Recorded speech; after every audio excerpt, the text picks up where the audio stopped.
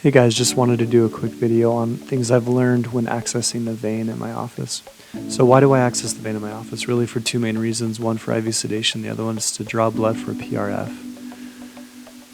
I use PRF mostly for apagos with bone grafting and extraction implants. If you offer those in your office, you might find this to be useful. PRF has some great benefits, including pain reduction, infection, and also helps to promote good healing. This is a picture of my arm after I've juiced in the morning. Okay, so maybe it's not my arm, but it's a good arm to poke. So let's take a look at these veins. Let's review the anatomy together. We're looking at the anterior cubital fossa of the patient's right arm. I'm right-handed, so I usually tend to the patient's right arm just for convenience purposes. This next image here is a dissection of that same area. It's deep into the artery, which we do not want to go there, but it does show nicely the tendon between the bicep and insertion into the radius, which is what I use for a landmark. Here's another image that also shows the same thing. Occasionally I will bend the patient's arm to help find that landmark. Let's take a look at some of the items you'll need when you do start a line. This first item is a tourniquet. It's a disposable one that doesn't have any latex in it. Here's a 22 gauge needle, which is a catheter actually. And then I use an alcohol wipe to rub and clean the area before the venipuncture. This is an IV starter kit and some normal saline to run the line. You won't need these last two items if you intend to draw blood just for PRF purposes.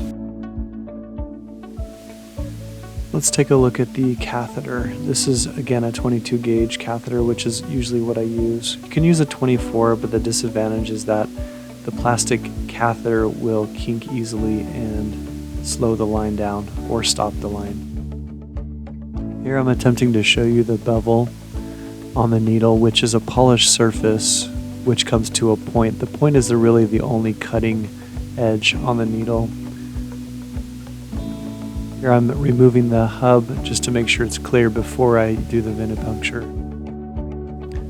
Again, just confirming it comes on and off easily, so when I do the venipuncture, I can easily advance the catheter into the vein. Here I'm trying to show how the polished surface of the bevel is non-cutting. However, when I turn it, it will go down into the paper quickly. So when you enter the vein, it's always bevel up.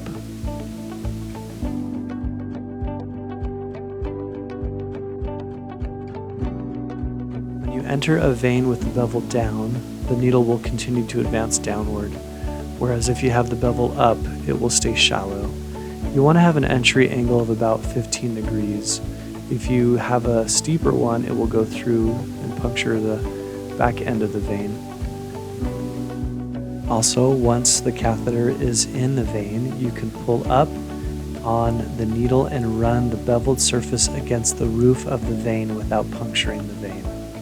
This becomes handy if the vein is not straight. You can pull up on it to straighten the vein. This next clip, I'm going to show how to tie on the non-latex disposable tourniquet.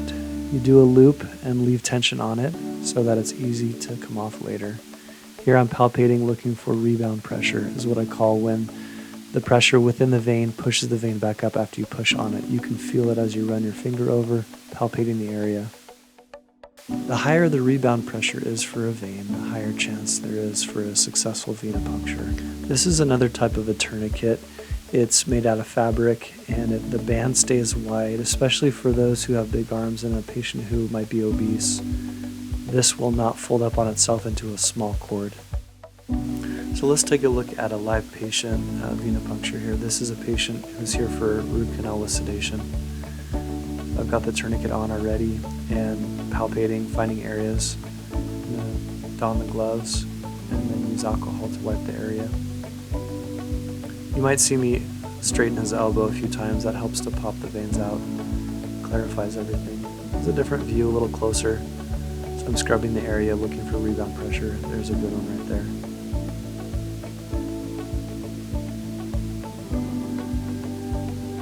Trying to get that vein to come to the surface. I'm moving it around, testing it to see if it's going to roll or not. This is a pretty big vein, so I'm not too worried about it. I'll advance the bevel up, the needle into the vein, until I see a flash. The flash comes up. There I stop and I start to twist the catheter forward helps it to advance. The needle stays in for a minute to block the blood flow. Then I block the blood flow above the catheter with my left hand. Screw on the terminal piece of the tubing. This is another view. You can see my assistant holding the end of the tubing ready to attach to the catheter when the time is right. You can kind of see the flash. It's a little far away, but twisting to advance the catheter into the vein. Release the pressure from the tourniquet. And hopefully you're not dripping or making a mess there. And at this point we'll tape. Here's another patient. You can see I removed the oxygen sensor from the right finger because it will go to 0 with the tourniquet on. Finding a vein here, palpating.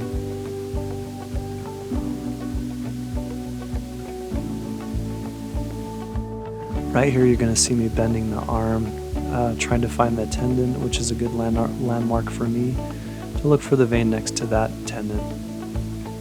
Here I'm going to be preparing to insert the needle, palpating, pulling back on the skin for traction, advancing the needle against that pressure on the skin, looking for the flash, twisting and advancing the catheter. It's nice to have pressure backwards. If the skin is saggy, it can catch and push instead of piercing the skin, which can be unpleasant. Here I'm attaching. You can see I had a hard time getting the tourniquet off the downside to the clip. Here I'm looking to make sure that the line has a good drip in it before we tape, and then we're going to start taping here to secure the line. You also want to put a loop in the line too in case the line is pulled. It won't pull the catheter out of the arm. So here I'm attempting to show access of a vein with a butterfly needle. Here I'm going to be cleaning the area. This person has tougher skin, a little bit older and weather-worn skin.